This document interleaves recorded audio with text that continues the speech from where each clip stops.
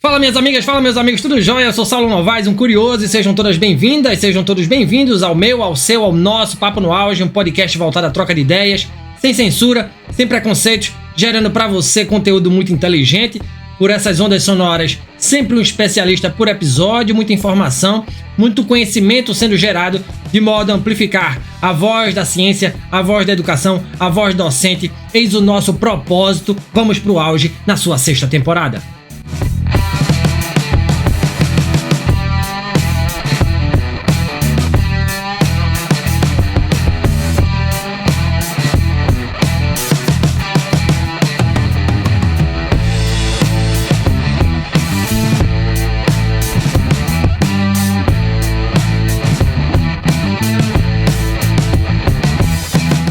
O Carnaval é uma das maiores manifestações culturais do Brasil, reunindo arte, música e tradição em uma celebração apoteótica. Para a antropologia e sociologia, a festa fortalece identidades culturais, promovendo coesão social e inclusão. Pesquisas em neurociência indicam que a música e a dança liberam endorfinas, aumentando o bem-estar coletivo. Além disso, a economia criativa, impulsionada pelo carnaval, gera empregos e movimenta diversos setores. Assim, a festa vai além da folia, desempenhando um papel fundamental na cultura e no desenvolvimento social do país. Botemos, portanto, nosso bloco na rua e apreciemos o desfile de Momo por estas ondas sonoras do Papo no Auge. Comigo, neste estandarte de ouro, eu converso com a professora doutora Maria Laura Cavalcante, docente da Universidade Federal do Rio de Janeiro. Não por menos, é uma professora do Rio de Janeiro, né? A professora Maria Laura é antropóloga, é graduada em História pela PUC do Rio, mestre e doutora pelo Museu Nacional da Universidade Federal do Rio de Janeiro, é professora titular na Universidade Federal do Rio de Janeiro no programa de pós-graduação em Sociologia e Antropologia. Fez seu pós-doutoramento na Universidade de Colômbia, em Nova York, especializou-se em teoria antropológica, ritual, performances e simbolismo, etnografia, escrita em narrativas, antropologia brasileira, cultura popular e estudos de folclore. Publicou os livros Rivalidade e Afeição, Ritual e Brincadeira nos Bumbás de Parintins, Drama, Ritual e Performance, a Antropologia de Victor Turner, Carnaval, Ritual e Arte, Reconhecimentos, Antropologia, Folclore e Cultura Popular, Carnaval Carioca, dos bastidores ao desfile e o mundo invisível, cosmologia, ritual e noção da pessoa no espiritismo. Dentre as coletâneas, Carnaval Sem Fronteiras e Enlaces, estudos de folclore e culturas populares. Dirigiu também e roteirizou o documentário Uma Lufada de Ar Fresco, a Antropologia de Beatriz Góes Dantas. Tem mais, hein? É autora do livro de contos Todo Dia Amanhece no Arpoador e dos contos infanto-juvenis A Viagem de Luísa e Nosso Amigo o Biguá. Nesta passarela, professora, a senhora, certamente, é nota 10. Bem-vinda ao Papo no Auge, gratidão por sua presença. Como primeiras perguntas de praxe aqui que a gente faz para os nossos convidados. Por que ser professora? Por que ser pesquisadora? Quando, onde e como o carnaval entra na sua vida? Bem-vinda a esta passarela, professora Maria Laura. Obrigada pelo convite, Saulo. É um prazer estar aqui conversando com vocês. Eu gosto muito desse tipo de conversa e o assunto é muito legal, né? É um assunto gostoso.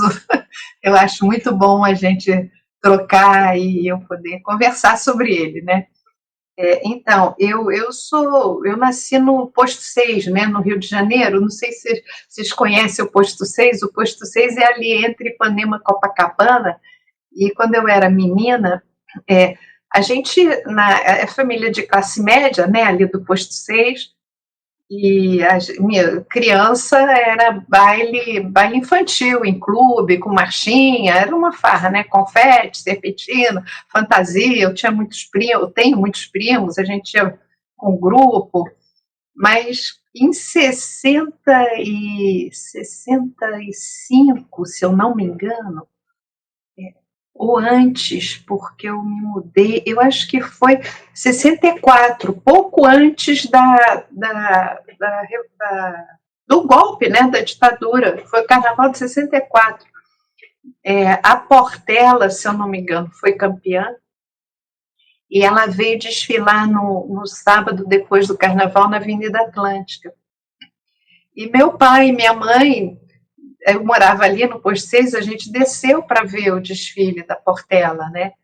E eu fiquei completamente encantada. Eu tinha um diário, né? E eu escrevi: hoje eu vi a Portela, a coisa mais linda, toda de azul e branco, né? Meu pai gostou mais do Salgueiro, já devem ter vindo desfilar na Avenida Atlântica, e foi um carnaval, uma disputa muito acirrada, se eu não me engano, entre Portela e Salgueiro, né? Então, assim, é muito difícil, né? Você está no Rio de Janeiro e, de uma forma ou de outra, não saber da vida das escolas de samba, né? Mas eu nunca fui de escola de samba, né? E eu ia, né, na adolescência, a gente ia muito assistir às escolas. Eu ia com um grupo de jovens, na época era na Presidente Vargas, né? A gente ia muito para Rio Branco, que desfilava bloco, né, Bafo da Onça, algumas escolas menores, desfiles de fantasia. Esse carnaval da rua, né, do centro do Rio de Janeiro, tinha muita decoração de rua no Rio, era muito bonito, decoração na Presidente Vargas, né? Era uma farra ali, você via aquilo, né? E a gente esperava da madrugada e conseguia entrar embaixo das arquibancadas, que eram arquibancadas mais simples, sabe? Então via aquele povo, né? Aquelas fantasias, aquele povo lindo, bonito, cantando, né? Aquela empolgação, as baterias, né? Aquelas fantasias tão sofisticadas, né? Então eu vivia isso, né? Um carnaval assim de quem apreciava e gostava dessa farra, né? De passear pela cidade que ficava tão diferente nesses dias, né? Mas eu virei antropóloga, eu fiz faculdade de história, né? Mas me encontrei muito com a antropologia, porque a antropologia tem a etnografia, a pesquisa de campo, né? Esse gosto de conhecer o que você não conhece, de ampliar suas fronteiras existenciais, né? Humanas, espirituais, né? É uma coisa assim. A antropologia ela tem essa característica de abertura para o outro, né? Esse desejo de se aproximar, né? E de trocar, né? Então, eu gostei muito disso, de estudar isso, trabalhei com kardecismo, né, com espiritismo. É um sistema simbólico, né? É engraçado, parece que não tem nada a ver com carnaval, mas do ponto de vista da antropologia, a parte teórica toda é muito parecida, embora um seja o oposto do outro, né? E aí, quando eu entrei eu tive uma experiência de pesquisa muito boa entre o mestrado e o doutorado, que foi muito marcante, que eu fui trabalhar no Instituto Nacional do Folclore, que na época era da FUNERT, e uma diretora, a Lélia Coelho Frota, tinha uma visão muito ampla do folclore e queria ter material das escolas de samba no museu, sabe, entender aquilo, e ela tinha feito um contato com o pessoal da União da Ilha, né? E aí ela me pediu, eu tinha acabado de entrar, 84, eu era só mestre, e ela me pediu, você vai fazer essa pesquisa para nós aqui do Instituto, eu tinha acabado de entrar, e eu quero que você compreenda como é que funciona a dinâmica de uma escola, como é que é a arte do carnaval. Ela me falou isso, a arte do carnaval. E ela era uma poeta, uma pessoa muito interessante, muito aberta, e com a visão de que ali tinha uma arte popular importante, né? E aí, encurtando a história, eram 15 dias antes do carnaval, e eu desaguei na União da Ilha, né? Nas casas onde se faziam as oficinas de costuras, né? O pessoal me acolheu muito bem. E no barracão, que na época era ali onde era o antigo prédio do Jornal do Brasil, ladeando o começo da Avenida Brasil, e era o Geraldo Cavalcante, era um enredo vovó sempre dizia, era com 13 provérbios.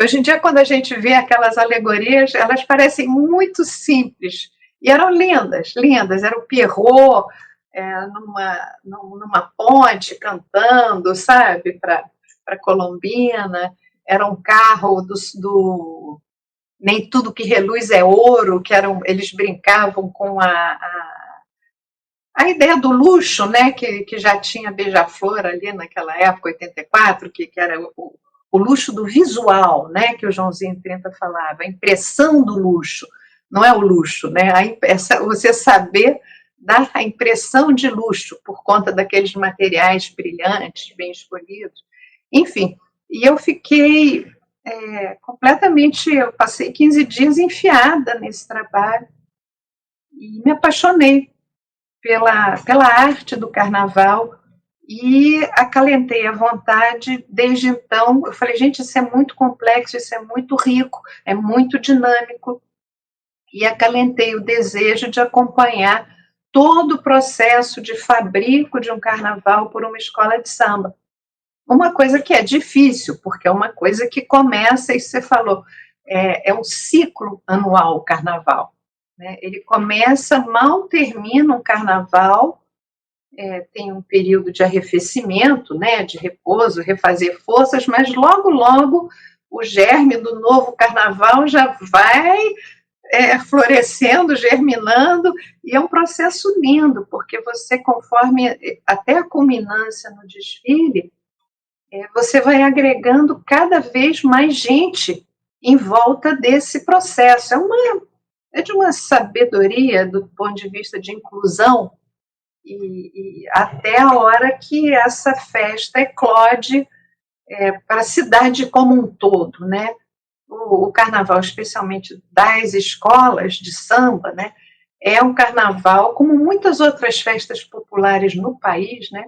É um carnaval da cidade como um todo, né? É a hora que aqueles grupos que estão nos bastidores, né, que eles né, submergem, né, explode um carnaval, eles submergem, mas a faina é muito intensa, e aí vai crescendo, é como a cauda de um cometa, né, e aí ela explode para a vida da cidade inteira e para ser apreciado, né, pelos espectadores, brincantes, né.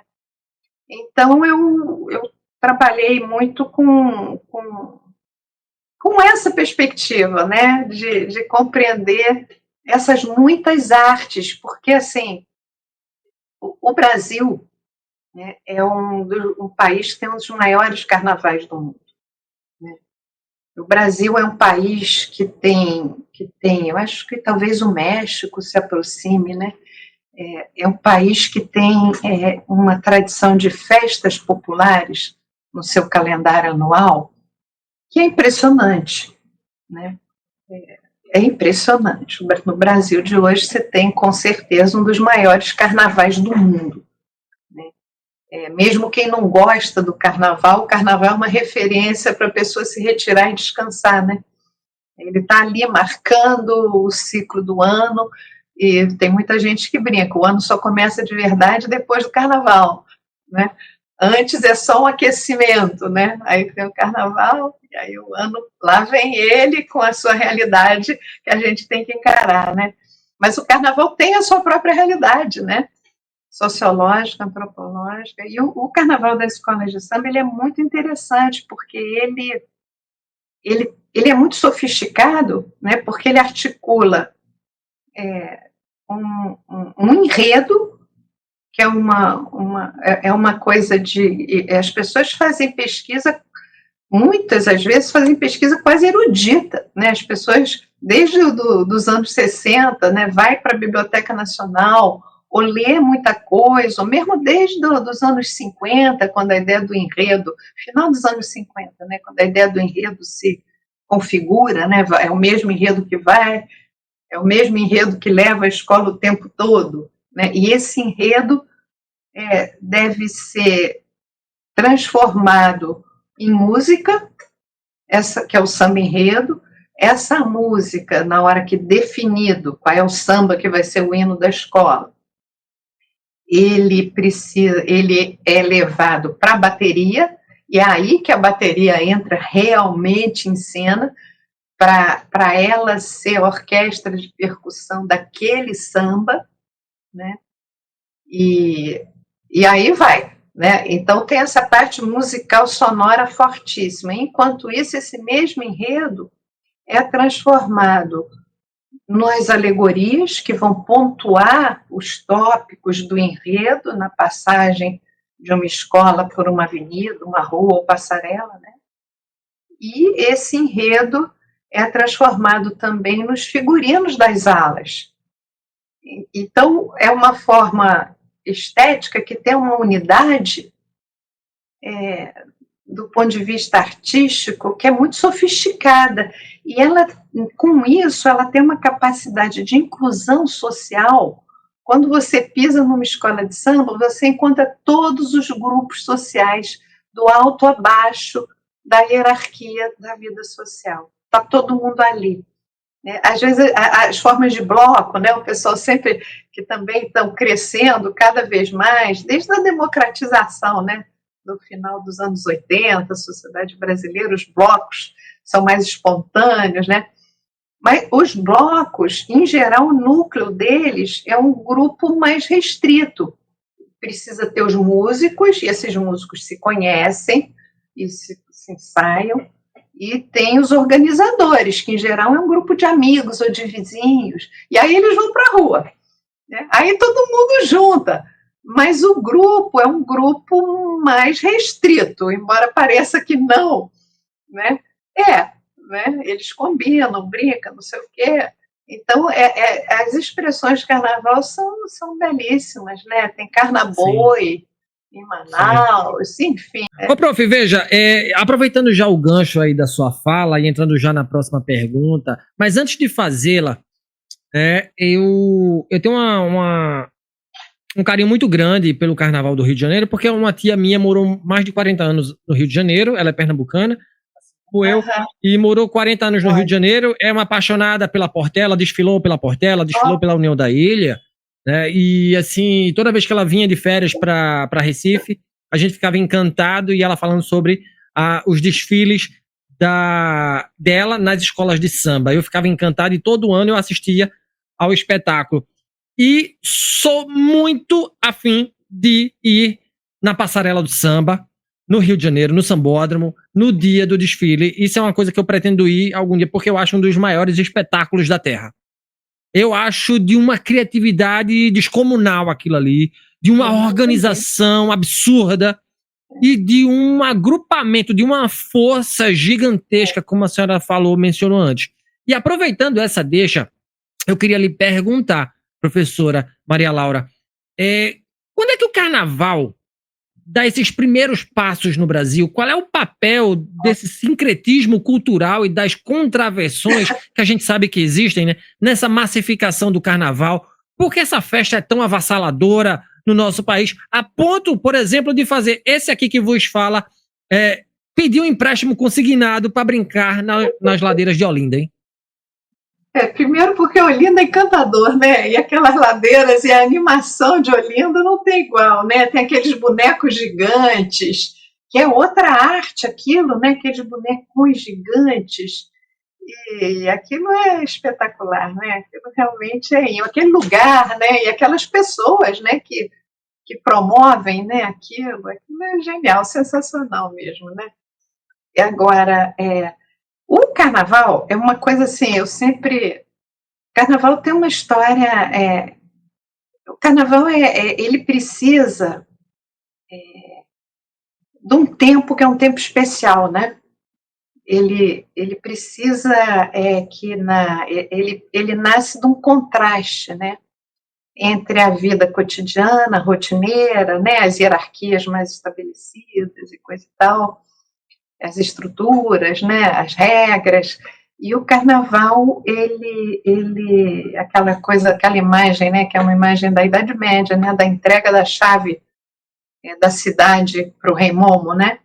O prefeito, até hoje existe isso, né? No Rio de Janeiro tem essa cerimônia, né, do prefeito entregar essa imagem é muito simbólica e ela é secular, né? E o que ela está significando? Ela está significando que naqueles dias que na verdade deveriam ir do sábado até a manhã da quarta-feira de cinzas, né? Sexta-feira, sábado, até amanhã da quarta-feira de cinzas, né? Aqueles dias são dias de licença social, né? Em que as ruas se tornam espaços para serem ocupados pelas pessoas e não pelos carros, né? O trânsito não é o trânsito normal da vida urbana, né? O comportamento é um comportamento mais licencioso, né? As pessoas têm mais liberdade corporal, né? As pessoas podem abrir a fantasia, né? A fantasia, o nome diz, a fantasia é uma fantasia, né? Você pode se fantasiar daquilo que você não é, daquilo que você gostaria de ser, né? De coisas distantes, de coisas exóticas, né? Ou brincar com características, enfim, é uma brincadeira, né? Séria, né? É uma brincadeira séria, porque as cidades, na verdade, em geral, ela precisa das ruas, ela precisa do tempo ser demarcado como um tempo de tolerância especial para certo tipo de excessos comportamentais, né? E coisas mais desregradas, né? A exibição da sensualidade mais livre, né? As pessoas, às vezes, as pessoas bebem muito, né? Enfim, né? Aquela coisa que só quem está dentro, né? Que realmente compreende um sentimento de renovação, né? Coletivo muito profundo, né? O Carnaval, ele traz o Bakhtin, né, que é um grande estudioso do Carnaval, ele tem essa ideia, né? O Carnaval é um momento histórico, né, de sociedades em que você renova o mundo, a sua visão do mundo, né? Você vai voltar para a sua realidade, né? Mas você volta renovado, porque aquilo foi um momento de muita liberdade corporal, né? Eu acho que isso é uma das grandes atrações do Carnaval. O Carnaval é uma festa, é o Carnevale, né? O Carnaval é uma festa do corpo, é uma afirmação da vida no sentido mais profundo da vida que quer viver, né? A vida quer viver e ela quer viver do aqui e no agora. E o Carnaval é hoje só, amanhã não tem mais, né? O Carnaval é aquela afirmação de que a nossa vida tem essa dimensão que é o aqui e o agora, e não interessa se ela vai se acabar amanhã ou depois de amanhã, você quer viver intensamente esse aqui e esse agora, né? Então, assim, esse simbolismo do Carnaval é um simbolismo muito forte, porque ele é corporal, né? Ele não quer saber de transcendência, ele não quer saber da morte, ele não quer saber da finitude, ele assume a finitude, né? Eu sou o aqui e o agora e ponto. Né? Isso é muito forte. E isso vem, esse tipo de subversão de certos aspectos da vida social. Claro que o Carnaval tem as suas próprias hierarquias, tem sua própria organização, né? Nas grandes cidades tem os problemas sérios, né? A gente aqui no Rio tem as questões importantes da contravenção, né? Enfim, é uma coisa, às vezes o assunto Carnaval tem dimensões também que ele pode ter muita gravidade, né? Mas a gente, isso não dá conta de explicar a força do Carnaval. Ô, prof, então, e quando é que ele começa no Brasil, hein? Olha, então, isso que eu ia tentar chegar lá. Olha só, o Carnaval é uma festa que é uma tradição ocidental, tá? E por que é uma tradição ocidental? Ele se forma a gente fala às vezes Europa, acha que é tudo a mesma coisa. A Europa é um continente com muita diferença dentro dela, que vai até os montes Urais, lá já no meio da Rússia, né? E pega sul, norte, leste, é muita cultura diferente ali. E Quando o Império Romano, né, em meados da Idade Média, começa a se fragmentar, e você tem o processo de cristianização da Europa, é muito interessante o Carnaval. O Carnaval guarda essa memória daquelas festas que passam a ser consideradas pagãs, né? E todos os elementos dessa festa, a igreja, né, católica oficial, ela vai organizar o calendário, vai organizar, isso é incrível, vai organizar o tempo, a passagem do tempo. E ela organiza a passagem do tempo de uma forma a partir do mito, né, do nascimento, morte e ressurreição de Cristo. Essas datas, né, que são obviamente fixadas, né, pela igreja em concílios, elas vão fazer elas vão dar para a passagem dos anos históricos uma dimensão repetitiva. Todo ano organiza essa organização que se repete a cada ano. A gente tem Páscoa, tem Natal, tem Semana Santa, né? Pensando da ótica desse calendário cristão, né? Isso até hoje, né? Isso organiza a nossa vida, né? Semana Santa, né? A Páscoa, o Natal, né? A ressurreição no domingo de Páscoa, depois o nascimento, e aí tudo começa, né? O que aconteceu? Isso é de uma força, por quê? Porque a igreja, nessa sabedoria, né, organiza os afetos, organiza os sentimentos.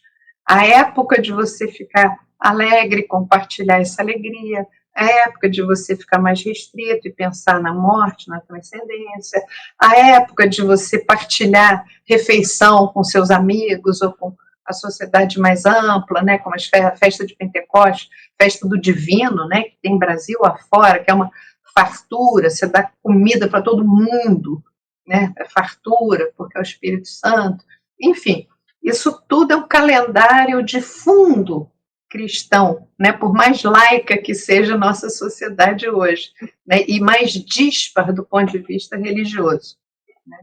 Mas o que acontece? Essas festas que existiam antes do cristianismo, e que são muitas, elas encontraram nicho exatamente antes da Semana Santa e constituíram aquilo que a gente chama de carnaval. Então, o carnaval é o agregado de toda essa força pré-existente, né, a essa grande tradição ocidental que se juntou ali e construiu o carnaval, que é esse período que só vale aquilo que é o aqui e o agora, e ninguém está interessado em transcendência. Então, é uma negociação, né, com a memória de tantas histórias passadas. Carnaval traz essa força, né, e é um momento enfim, é uma liberdade, né, com relação a outras dimensões da vida social. Ele traz com ele essa força. Agora, isso chega pelos portugueses no Brasil. E o que acontece? O Brasil é esse país, né, com uma formação que vai...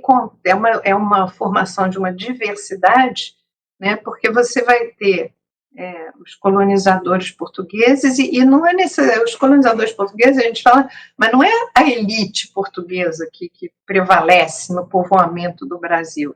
São as pessoas que são pobres também, estão vindo para cá, imigrando para lutar, para batalhar, os açorianos, que vêm como casais, né, para também, que é um povo mestiço, né, que vem também para povoar o país. A gente tem os povos originais que estavam aqui, né, que não é brincadeira, o processo colonizatório, que às vezes assumiu muita violência e que também incorporou muito dessa população na formação da população brasileira, né? E sem falar nos 3 séculos da escravização, que vem toda a tradição de diferentes culturas africanas. Então, aquela coisa que eu falei que o carnaval funcionou lá na história para agregar coisas, né, que estavam sendo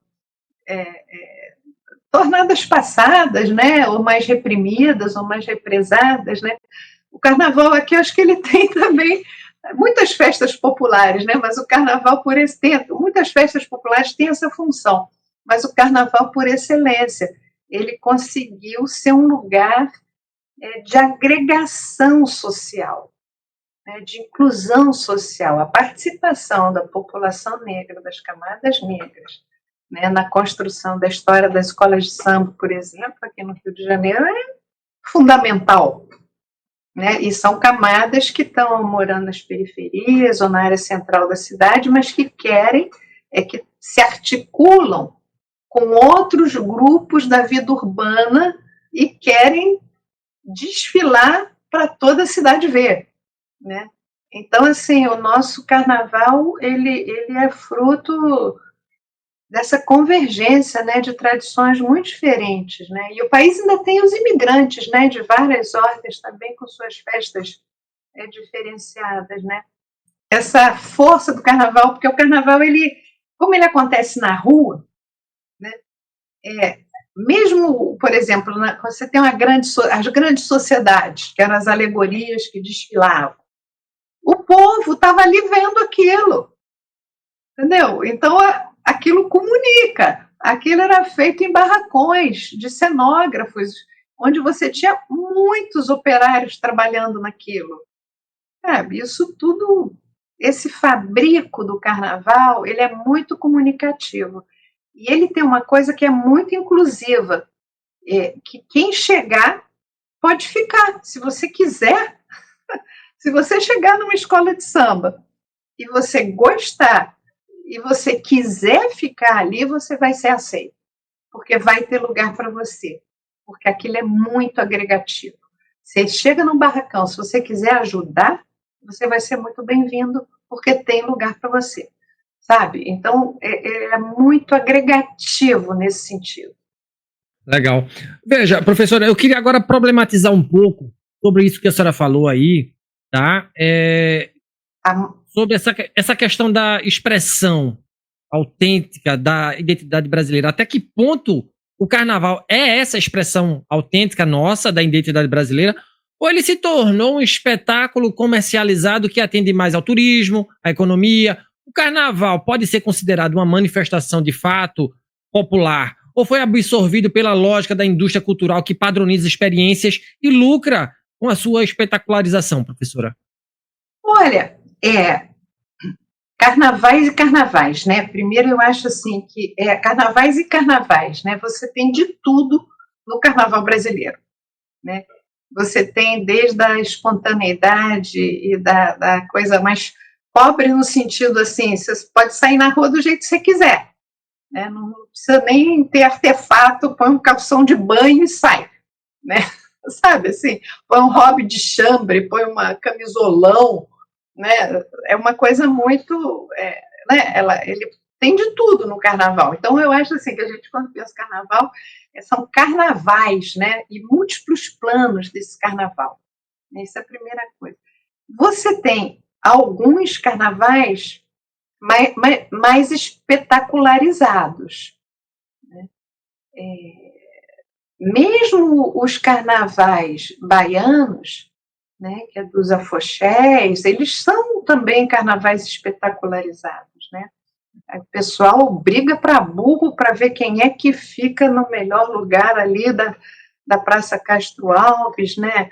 Tem os carros de som, né, os grandes músicos, aquilo ali o Carnaval da Bahia. Ele não é brincadeira. Então, embora seja um carnaval de rua, ele tem uma dimensão massiva, televisiva, muito dinheiro envolvido também, né? Embora seja um carnaval de rua. Então, você vê, tem tantos aspectos complicados nessa história da espetacularização, né? Você também paga por o abadá, né? Você compra, né? Enfim. Então, o negócio tem a corda, né? Quem está fora, quem está dentro, aquela confusão, né? É impressionante a força daquilo, né? O carnaval das escolas de samba é um carnaval que das grandes escolas, né? Porque você tem, por exemplo, você tem carnaval de escola de samba em muitas cidades do Brasil. muitas cidades. Manaus, Belém, Pernambuco, Rio Grande do Sul, não sei como é que é Santa Catarina, né? Mas assim... Tem também a passarela do samba aqui também é bem famosa.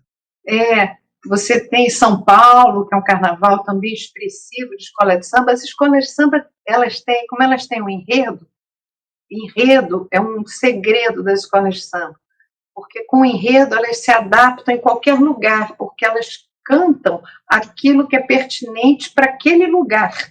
É genial, né? Em Santa Catarina, elas vão trabalhar com um enredo que tem a ver com aquilo que as pessoas fazem em Santa Catarina, né? Em Manaus, Pernambuco, né? Então, isso dá muita flexibilidade. Agora, o carnaval das grandes escolas é um carnaval profundamente espetacularizado, né? E é um carnaval que tem uma dimensão turística incontornável, né? É quando se construiu o Sambódromo, em 84, um aparato arquitetônico que expressa o reconhecimento da importância das escolas de samba na vida da cidade. A importância não só turística, a importância econômica, né, social, né, enfim. Então, mas o que eu acho? Esses aspectos são dimensões do carnaval, entendeu?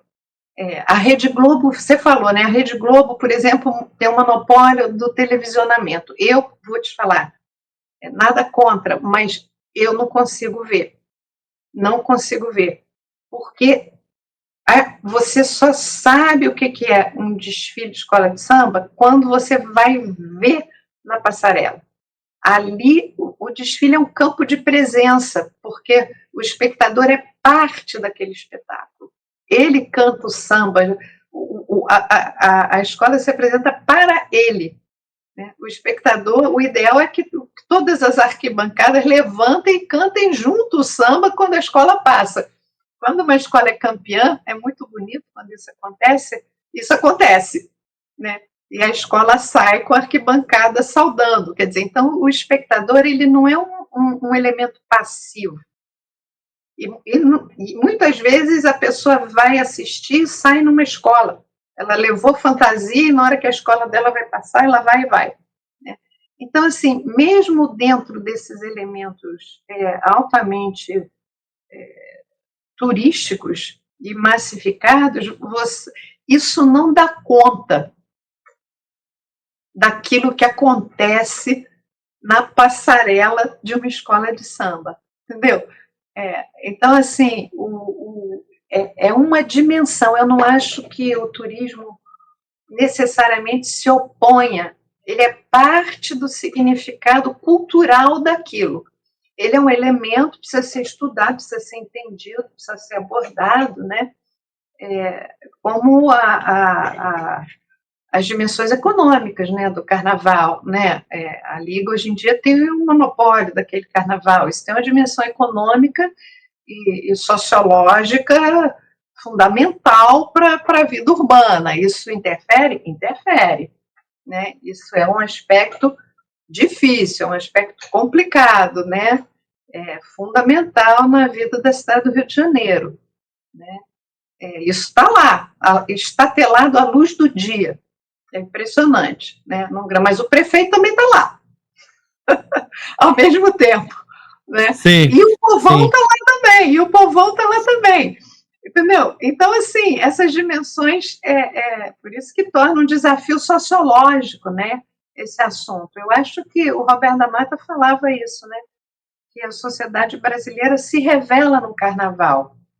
Por isso, é porque todas as dimensões, as melhores e as piores, né, às vezes violências, né, às vezes muitas hierarquias, né, e desigualdades mesmo, né,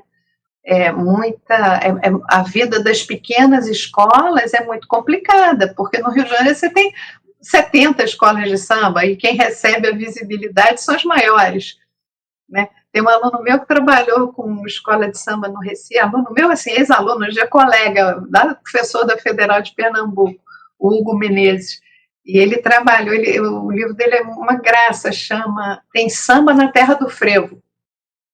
E é muito impressionante, porque o frevo é considerado a coisa mais típica, né, de Pernambuco, né, do Recife. Né, foi patrimonializado, né, ganhou título de patrimônio mundial, né, da Unesco, uma coisa valorosa. Mas é muito impressionante, porque aí às vezes isso faz com que o pessoal que faz escolas de samba, que estão lá há mais de 40 anos, ou 50, fazendo escola de samba, desde os anos 40, ou seja, estão quase 80 anos fazendo escola de samba lá, sejam considerados não autênticos. Entendeu? E, na verdade, eu acho que isso tem muito a ver com certas políticas de turismo. Entendeu? Então, a gente precisa, para entender essa relação do turismo, da força do econômico, da força da dimensão da venda de imagem, né? Porque o que a gente chama de espetacularização? Né? Se você vai ver uma escola de samba desfilando na rua, ela é espetacular por si, pela natureza dela, né? E se você vai ver uma aula de baianas, aquilo é espetacular. Aquela hora que elas giram todas, aquela coreografia especial daquelas senhoras, aquilo é espetacular, né?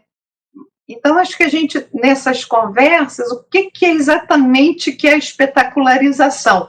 Né? Porque a gente tem, sabe assim, porque tem expressões da cultura brasileira, né? Você vai ver um boi-bumbá, né? No Maranhão, aqueles bois tradicionais, olha para um coro de boi, aquilo é espetacular. A visualidade, em geral a gente chama espetacular alguma coisa que tem uma visualidade que nos impacta, né? E a cultura popular gosta dessa visualidade, né? Ela gosta de ser vista, de ser apreciada. Né? Agora, eu acho que às vezes a gente chama espetacularização nesse sentido mais pejorativo, né? Como alguma coisa que pudesse tirar a graça mesmo da vida da coisa, né? Mas eu acho que a escola de samba, as grandes escolas de samba, têm uma força que não consegue, elas não se reduzem a essas dimensões, você não dá conta da pujança e do apelo popular delas só por essas dimensões. É complicado, carnaval é complicado. Sim, pois é. Pois é, ele é tão complicado e tão legal de ser observado e estudado que eu trago mais perguntas complexas para a senhora tentar mostrar aqui, para elucidar para a gente, professora.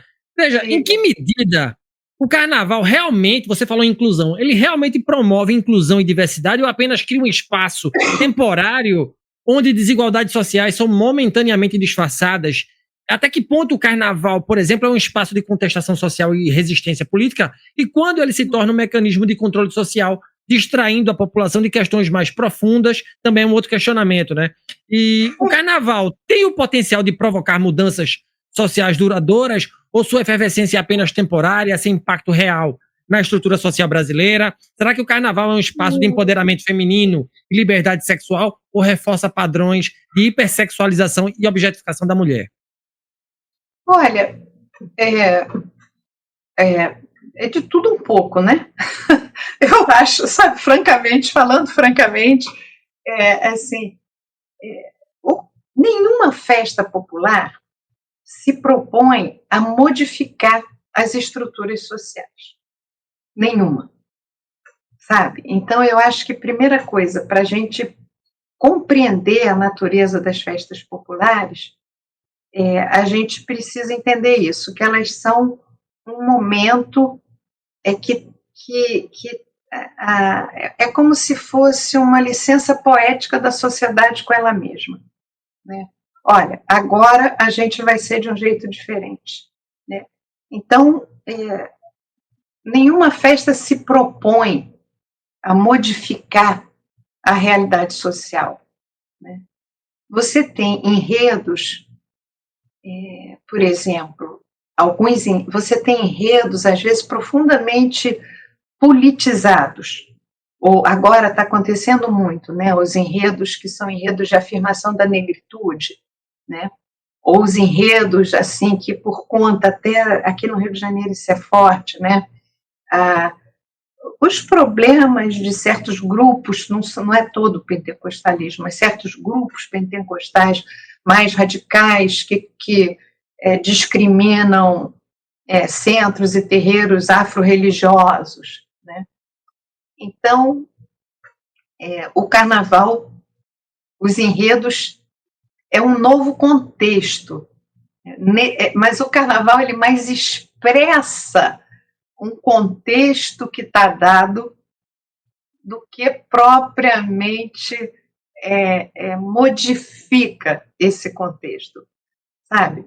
Então, por exemplo, esses enredos da negritude, esses enredos que falam muito da religiosidade afro-brasileira, né? Eles estão expressando esse momento em que aquilo vem a público para afirmar o valor da sua existência na vida da cidade. Isso faz uma diferença, né? Mas isso não vai exatamente modificar diretamente a dinâmica da vida urbana, entendeu? Isso traz a consciência. Mas o que as pessoas vão fazer com essa consciência que chega dessa forma carnavalizada, né, é uma outra questão, porque carnaval não se destina a fazer nenhuma revolução, né? Porque o carnaval ele não é violento, né? Ele não propõe uma ação prática, ele não está propondo políticas públicas, né? As coisas se modificam com políticas públicas, atuação de Estado, entendeu? E o carnaval não é isso, e nem tem competência para ser isso, né? Você quer um bom exemplo, um enredo, que, aliás, eu fui jurada em 1988, e eu estava na Avenida quando a Vila Isabel ganhou o campeonato com Kizomba, a festa da raça, né? Aquilo foi uma explosão política, né? Por quê? Porque o Kizomba, a festa da raça, era uma coisa que, ao mesmo tempo, saudava o momento que a sociedade brasileira estava vivendo, que era o momento de final da ditadura, e 88 é o ano da Constituição Nova, então tinha uma celebração da Constituição que estava democratizando o Brasil, 88, e tinha uma comemoração, uma coisa contra o apartheid, né, que ia ser vencido em 89. Então, mas não foi aquilo que criou nada, não foi a Constituição, era a Constituição, um grande movimento da sociedade brasileira, por uma Constituição democratizante, né, na hora que a ditadura está arrefecendo e o país caminhando. E o apartheid lá também com os seus heróis, né, combatendo o apartheid, né, e a negritude brasileira se identificando com esse combate antirracista, né. Então, assim, foi uma explosão, mas aquelas coisas estavam acontecendo no mundo e no país naquele momento. Agora, é brilhante e é genial que o carnaval pegue isso e expresse de uma forma tão potente, né? Mas eu acho que o efeito disso não compete mais ao carnaval, sabe? Tem uma história engraçada no carnaval na Idade Média, que foi estudada por um historiador, o Carnaval de Romans, que é uma cidade em que o carnaval vira uma violência. Aí acaba o carnaval, porque os caras estão lá, começa uma briga, quando vira realidade, entendeu? Você transforma estruturas sociais, você modifica realmente a vida das pessoas na vida real, né? E o carnaval, ele lida... Agora, ele traz muita gente para dentro de coisas que são coisas agregativas, sabe? Por exemplo, eu tenho uma colega já falecida, Alba Zaluar, esse é um exemplo importante de um efeito do carnaval que é muito positivo. Ela fez uma pesquisa importante na Cidade de Deus, que é uma área conflagrada, né? Até hoje é uma área dominada, né, por tráfico, uma área difícil de entrar, e ela escreveu A Máquina e a Revolta, é um livro importante que depois dá origem ao filme, né? Cidade de Deus, enfim, o pessoal que trabalhou com ela, que era da Cidade de Deus, enfim, que depois dá origem, história mais comprida, ao filme. Mas como é que ela consegue entrar na Cidade de Deus e fazer a pesquisa dela sobre violência urbana? Ela consegue entrar porque ela ficou amiga das pessoas que tinham um bloco de carnaval. Porque o bloco e o carnaval funcionam ao contrário da dinâmica da dominação do tráfico e das milícias, que querem controlar um território e não se relacionar, né, para fora de forma violenta. O carnaval, ele abre a comunidade para ela transitar com liberdade na cidade como um todo. Então, essa dimensão do carnaval, ela é muito efetiva. Entendendo? Do ponto de vista, ela traz... Eu não sei o quanto isso modifica propriamente a estrutura social, né, mas que isso abre muita oportunidade para muita gente se movimentar na cidade, conhecer coisas, trocar experiências, né, é muito importante, né? Sim. Então, ele abre mercado de trabalho também, né? Sim. É um mercado de trabalho. Sim. Agora, nessa coisa mais profunda, sabe? De realmente fazer diferença, a sociedade ficar menos desigual, aí a gente tem que cobrar dos nossos governos. Sim. Políticas públicas eficazes, sabe? Que contribuam para mais educação, sabe? Educação desde criança, creche, tem que melhorar isso, tem que melhorar, gente. Tem que melhorar. Vou na mesma linha, professora, vou na mesma linha. Inclusive, eu geralmente discutindo sobre futebol, né, que futebol é uma outra paixão nacional e que nos marca enquanto brasileiros, né, essa coisa da campeonato mundial, né, o campeonato brasileiro, as torcidas, enfim.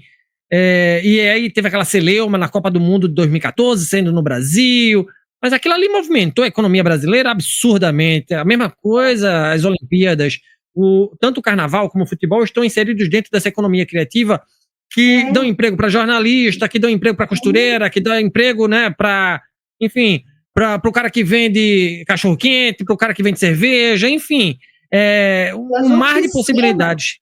Pois é. Oficina de instrumento musical. Você sabe que as oficinas, o pessoal que fabrica instrumentos de bateria no Brasil, todo mundo quer os instrumentos fabricados no Brasil, né? Mundo afora.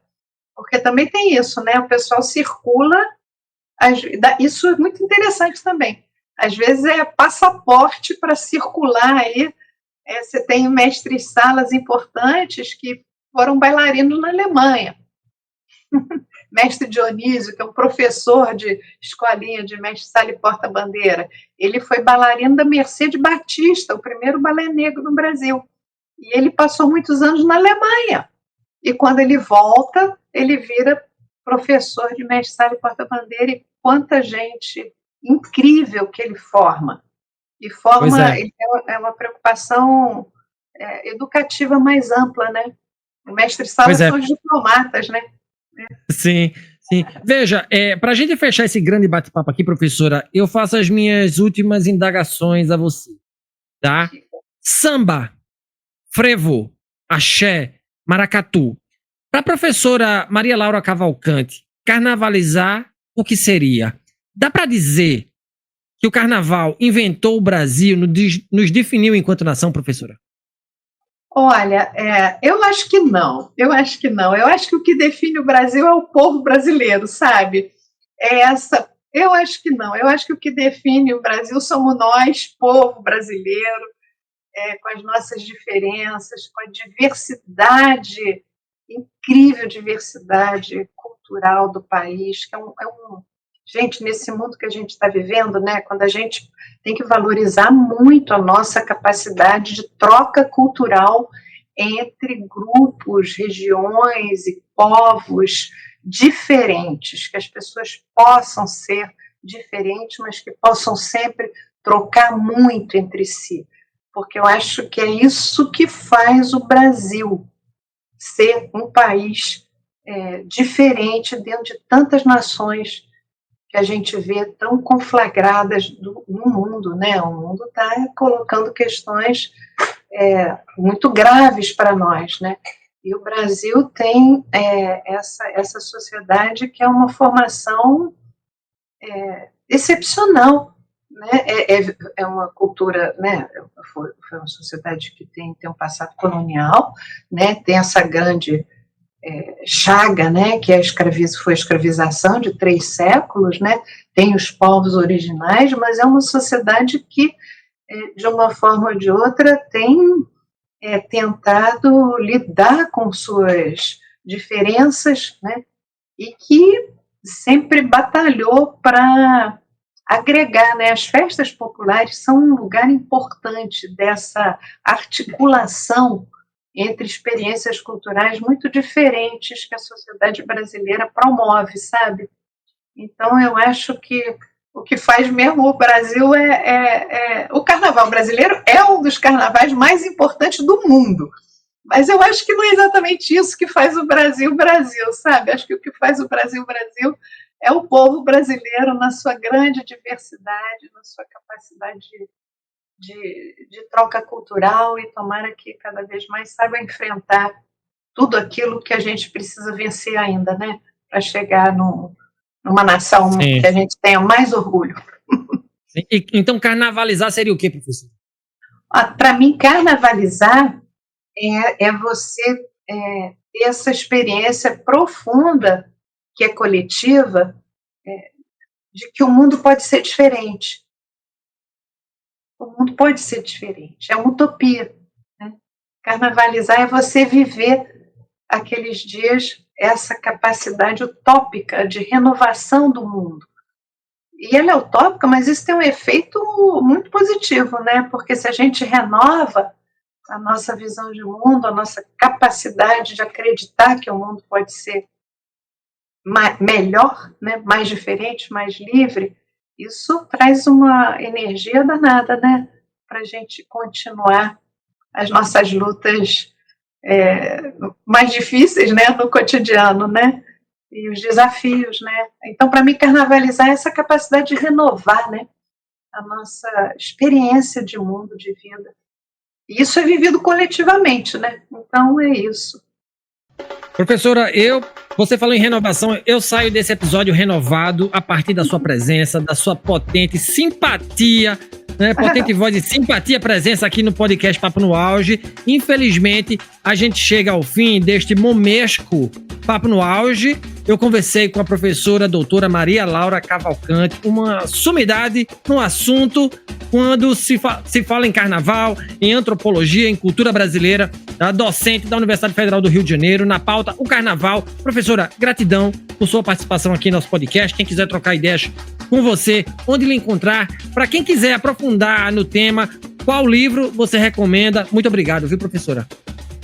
Olha, eu tenho o Carnaval Carioca, né, dos bastidores ao desfile, né, que eu acho que conta toda a vida da escola de samba, desde que acabou o carnaval até o momento em que um novo desfile é produzido. Eu acho que esse é um livro que eu acompanhei, o Carnaval da Mocidade Independente, nos anos 90, né? Mas ele traz muito bem a dinâmica desse processo, sabe? Essa capacidade de articular conflitos e superar conflitos ao longo do seu processo festivo. Isso é um segredo, como é que você articula tensão e não desfaz um compromisso de fazer aquele carnaval. Então, isso é muito potente, né? E é bonito também, né? Essa força que inclui a tensão, mas que não desagrega, né? E como é que as pessoas fazem para lhe encontrar, professora? Quem quiser trocar ideia sobre carnaval e outros assuntos, né? Eu acho que o melhor seria mandar e-mail para o cavalcante.laura@gmail.com, porque eu não sou muito de rede social, né? Eu tenho uma página também, www.marialauracavalcante.com.br, que em geral tem um monte de coisa que eu escrevi lá, as pessoas podem recorrer. Maria Laura Cavalcante, tudo juntinho, .com.br. E o meu e-mail. Eu sou mais reservada, né? Então não sou muito de rede social. Mas tem o Instagram também, essas coisas, né? Mas o meu e-mail, quem quiser uma conversa assim mais tranquila, porque o e-mail é mais pacífico, né? A gente abre com mais calma, né? Não é aquela coisa do zap que vai abrir correndo. Muito bem, muito bem. Professora, obrigado, viu, por sua presença aqui, tá? Foi um grande prazer. Obrigada, Saulo. Foi um prazer. Super obrigada. Um abraço. Valeu. Grande abraço, professora. Bom carnaval, Olinda. Aê, vamos embora. Vamos carnavalizar. Carnavalizar. Isso. Obrigado, prof. E se você gostou desse conteúdo, não esqueça de avaliar o podcast Papo no Auge nos principais agregadores de áudio. Nos siga nas mídias sociais, no Instagram, @Papo no Auge, no LinkedIn, Saulo Novaes. Compartilhe o nosso programa na sua rede de amigos. Estamos integralmente nos principais agregadores de podcast e também no YouTube. Quer ser um parceiro do Papo no Auge? Então se associe ao nosso programa por meio da plataforma Catarse de financiamento coletivo e também via Mercado Pago. Com planos de 5, 10, 30, 50 e 100 reais, você se torna um membro de nosso podcast e nos ajuda a conversar com mais professores mundo afora. Um grande abraço a todo mundo e bora pro auge.